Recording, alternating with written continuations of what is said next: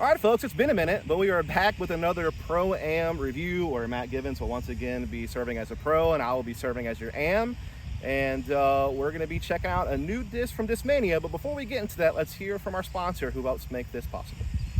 I'm sure you're surprised a pharmacy sponsored this video, but Saraland Pharmacy is actually the best disc golf store in southern Alabama.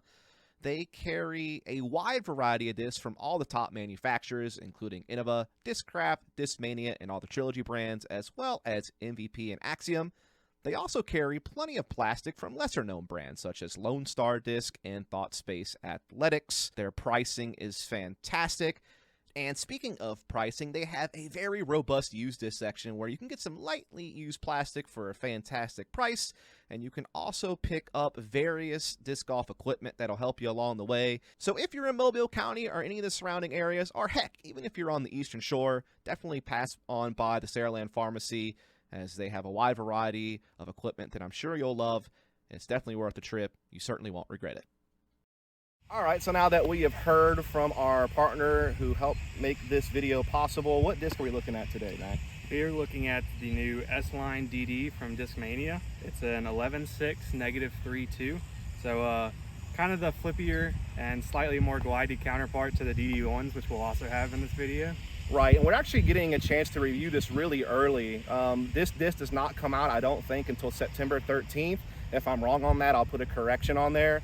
Obviously, if you're local, you can pick these up at Saraland Pharmacy. They have a ton of them. That's why he was able to give us a couple to come out here and show you what they can do. But obviously, you'll be able to find them at any retailer or whatever if you're not local to the Southern Alabama area, no problem. But yeah, this is supposed to be the more beginner-friendly disc, I think, from Discmania's original line. They have a couple of discs in their active line and evolution line that also kind of trend a little bit more beginner-friendly, but I feel like this is the first true originals mold, besides maybe some of their lower speed stuff like the FD or like the MD1 or something like that, that really is going to be a good introductory distance driver for lower arm speed players or just newer players in general. When you compare this to the DD1, I think it is a 11.5 -1.3, I think is the numbers on that. Or That sounds right. Either way, we're going to show you the drastic difference that actually exists between the DD1 and the DD, and I also brought a couple of other discs to compare it to as well. So yeah, without further ado, let's get into it. All right, so we're going to start out with the DD1 first, which was basically the little brother to the DD3. Almost flies exactly the same as the DD3, at least for me it did, but just a little bit smaller rim, which is why it's a lower speed. And it's actually 11.5 -1.2, so I was slightly off in the numbers earlier. So I'm going to throw the DD1s first. On backhands, I'm going to try to throw them pretty flat. Maybe one flat, maybe one anhyzer, since we have a pretty significant tailwind right now. And then I'm going to throw the DDs, that way you can see how drastically different these discs are. And then I brought a disc I think is like a fair comparison to the DD, and it's also pretty popular, so you'll be able to kind of recognize it, and that's the Wave from MVP Disc, which has similar numbers in flight to the DD. I think this is like an 11.5 -2.2, so it just has like a slightly less turn in its flight numbers than the DD has, which is a -3, but I think that they're pretty similar, and so that's how we're going to go in order here. So we'll start with the DD1s. Again, we got a pretty decent tailwind here. I'm going to try to release this one pretty flat. I expect I'm not going to get much turn out of it with the tailwind, but who knows? I know Max said he bags this one. It's a little bit beat in, so we'll see.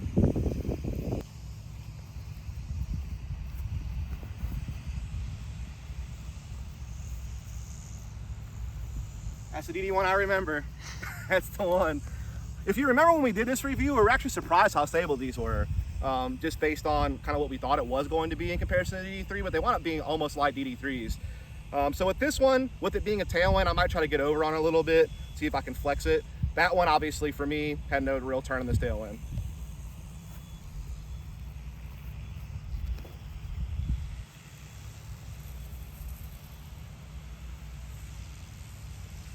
So I threw that really low, but the fact that it still fought out of that flex, even at that low of a height, kind of just shows you the stability that the DD1 can have, especially if you have a helping wind like a tailwind. You can definitely really bomb that thing, but that wasn't a great example, I admit. All right, so here's the DD. First DD. I'm gonna try to throw it pretty flat like I threw that first DD1.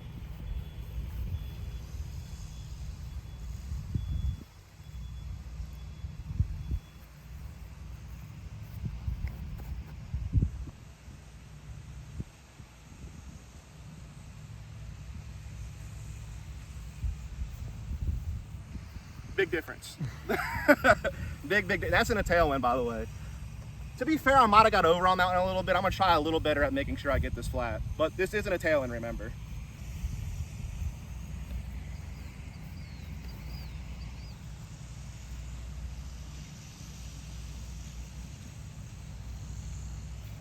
So as you can see, even with a pretty significant tailwind, that thing still wanted to turn a good bit, but the tailwind did help it eventually kind of fight back and kind of coast back into a central position. And so now I kind of compare that to the wave, so you can kind of see a similarity there.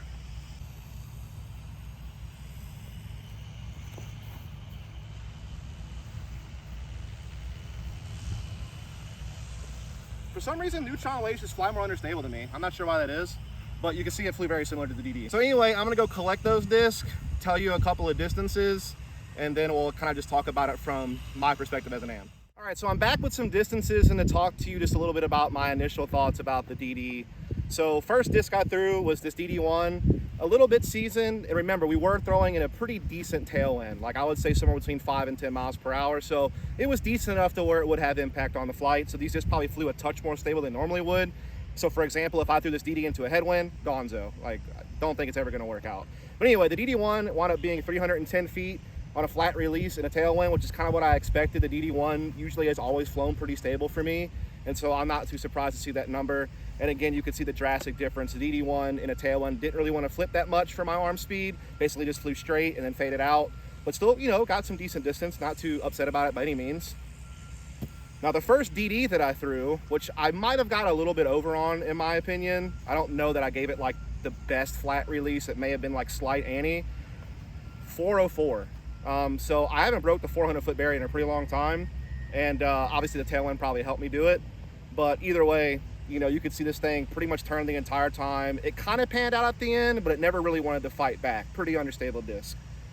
Now the other DD that I feel like I actually got a more flat release on and got like a more true flight out of, you know, it got some turn, but it actually kind of started to fight back to straight because of the tailwind. This actually went 365.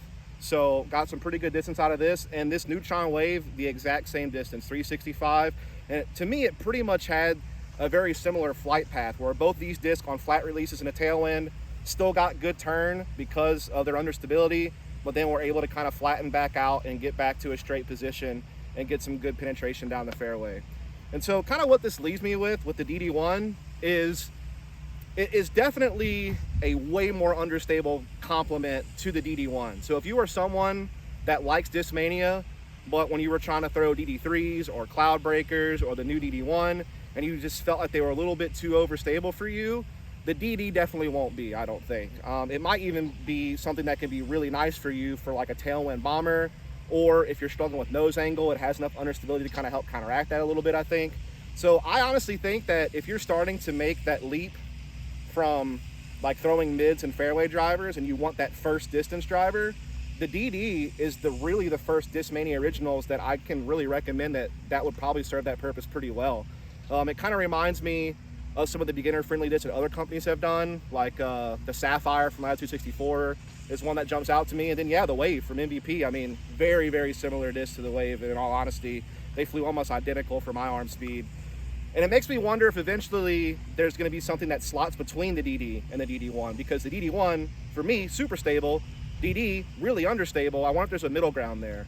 I know the Paradigm could be it, but it's a little bit faster, and it's from the Evolution line. And then you also have the Mentor from the Active line, which maybe fits in the middle somewhere too.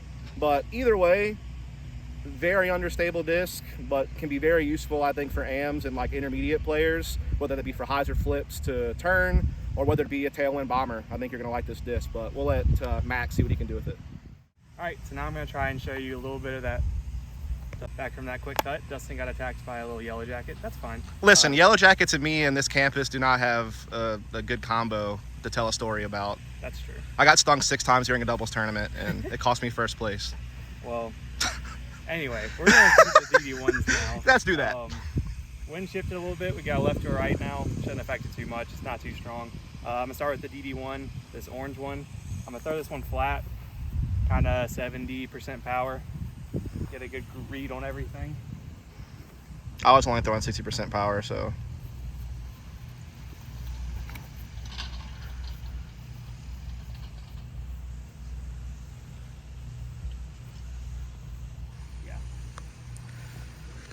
So that's the one that I bagged for a while. It's actually out of the bag. It got a little too flippy for what I wanted it for. This is the one that's currently in my bag. Should be a touch more stable. I'm gonna try and force this one over a touch.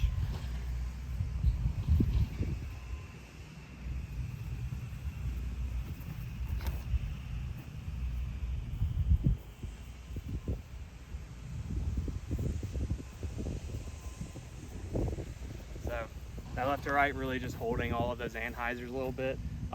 Let's go move on to the DD.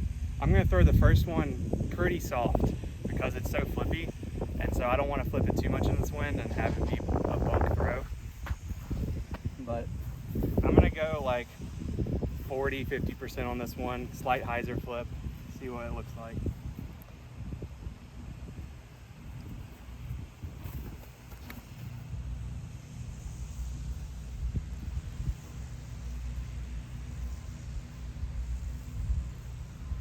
Yeah, I mean, even with the extra height from the other ones, it got pretty much just as much turn as the flat one, so the DD one, that is. For this next one, I'm going to throw this on pretty steep hyzer and try and lay into it a little bit, get some height on it, maybe let the wind carry it, see if we can get a pun out there, see if it's really useful for higher arm speeds like this. So this will be a good test.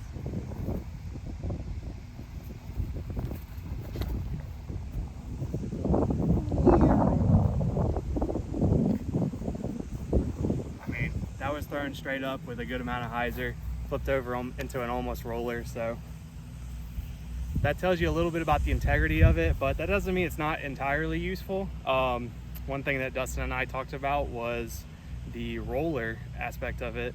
Could be used for a good roller. I like throwing understable stuff, so let's try it out.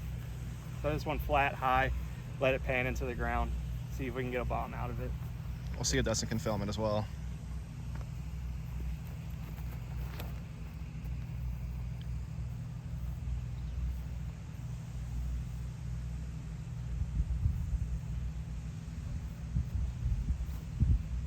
Honestly, it flipped a little more than I even expected it to, so we might even redo that and try and get one with a little more cut on it. But let's see how it compares to the Wave, see if they're really the same disc at the higher arm speeds. This one I'm going to go with that same like 50% hyzer flip.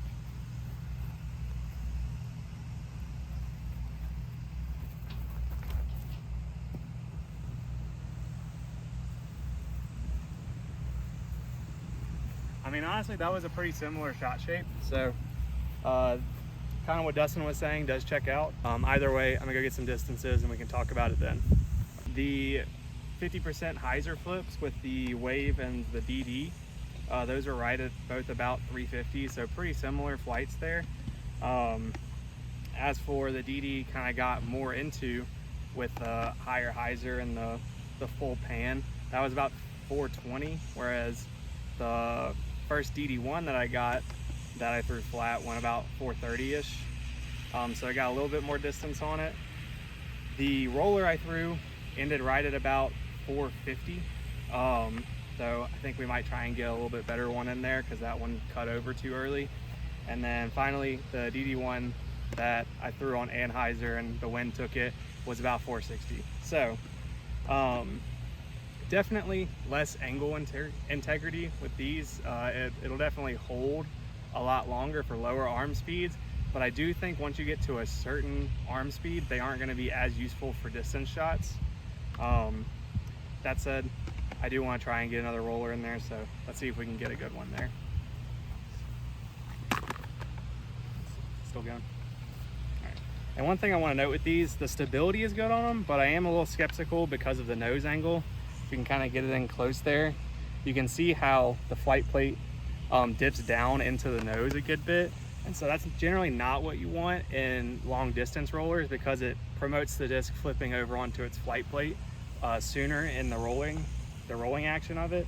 But the stability is good. Let's test it out. That's the best way to find out. That's that master's degree in engineering coming into play right there from Mac. That's right. Talking about whatever he was just talking about. Hire me manufacturers.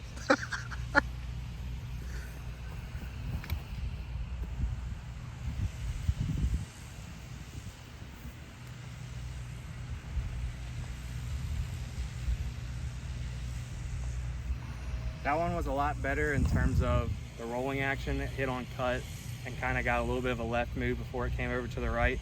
It still came over right a little bit earlier than I'd want. All right, so for those rollers, the white one, the first one that I threw, went about 460. Obviously, they're good roller discs to a certain extent. No one's really gonna scoff at a 500-foot roller, no matter who you are. But if we're getting technical on super long distance rollers, I don't think it's the perfect nose shape that you want. Like I said, if we're getting technical about it, I do think that the flight plate kind of dips down into the nose too much to be the optimal long distance roller. You want generally more of a symmetric nose angle for that. But either way, could be a good roller disc, especially for those sort of intermediate advanced players. So let's get into our final review and we'll give our final thoughts. All right, so now our final thoughts on the DD. First of all, for me, I'm an amateur player to intermediate level player, and for me the DD is definitely a slower, understable distance driver. Like, it reminds me a lot of the Wave, or even like the Jet from Streamline disc, which is basically just a Wave without an overmold. It really is kind of in that category. I think another disc I could compare it to maybe be like the Renegade back in the day from Dynamic Disc, was like an 11 speed that was pretty understable. And there's probably a few others out there that you could, throw that would be in that similar vein. Maybe like a slower Thrasher or something like that would be like another kind of apt description. But it basically just serves that purpose of being an understable, like, hybrid control driver just between fairways and distance drivers. And so for me personally, again, if you have thrown the DD3 and the DD1 and you found those to be too overstable for you, then certainly give the DD a try. I think that it'll definitely fly a lot better for you. It'll probably match your arm speed a lot better if you're one of those people that couldn't really throw the Cloud Breaker or the DD1 or things of that nature. Also, even if you are kind of in that intermediate range, I think this is a disc that in a tailwind can be like a massive bomber for you. You have to kind of figure out what angle to put it on. That's just to depend on your arm speed, whether you need to throw it flat or maybe a touch of hyzer in a tailwind to get that bomber effect. But I do think that it could serve that role for people. I think the other roles it could serve for people is if you're trying to get that hyzer flip to turn, that can be a really hard shot to achieve depending on the stability of the disc that you're trying to do it with.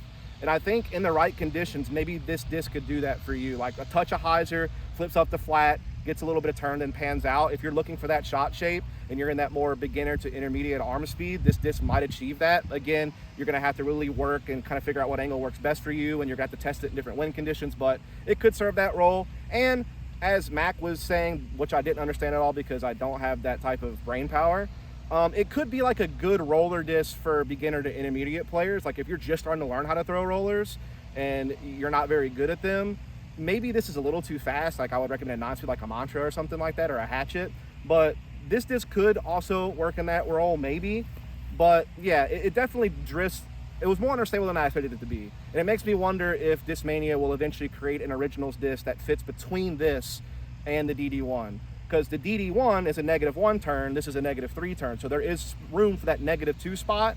I know that currently the Mentor from the active line has those flight numbers, so maybe that is kind of the in-between.